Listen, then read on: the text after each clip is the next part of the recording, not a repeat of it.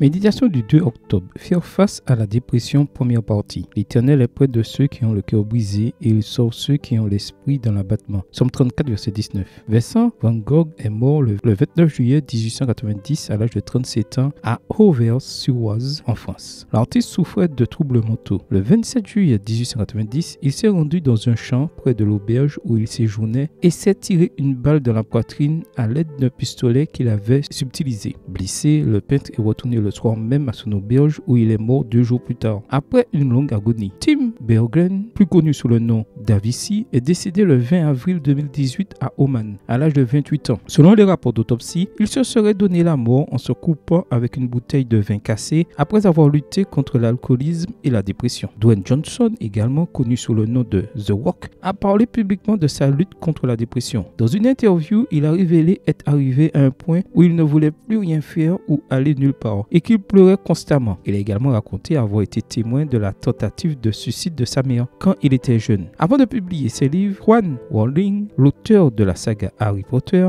a traversé une grave dépression et a envisagé de se donner la mort alors qu'elle souffrait de dépression en tant que mère célibataire et écrivaine en difficulté économique. Selena Gomez a publiquement parlé de sa lutte contre la dépression et les pensées suicidaires qu'elle aurait eues dans le passé. Elle a révélé lors d'une interview avoir passé des années à envisager de sauter la vie alors qu'elle luttait contre l'anxiété et la dépression. Avant qu'on lui diagnostique un trouble bipolaire, je pensais que le monde serait meilleur si je n'étais pas là, a-t-elle déclaré. Ces histoires nous montrent que la dépression et le suicide touchent de nombreuses personnes, même celles qui semblent avoir réussi ou être célèbres. Mais il y a de l'espoir en Dieu qui est notre refuge et notre soutien dans les moments difficiles. Voir Somme 46, verset 1. Dieu a des projets pour notre bien-être et notre espérance. Voir Jérémie 29, verset 11. N'abandonnons pas, faisons-lui confiance et recherchons son aide. Que peux-tu faire pour prendre soin de ta santé mentale et prévenir la dépression et le suicide? Comment peux-tu exprimer ta compassion et ton soutien aux personnes souffrant de dépression ou de pensées suicidaires? Demain, nous en apprendrons davantage sur ce sujet important. Amen.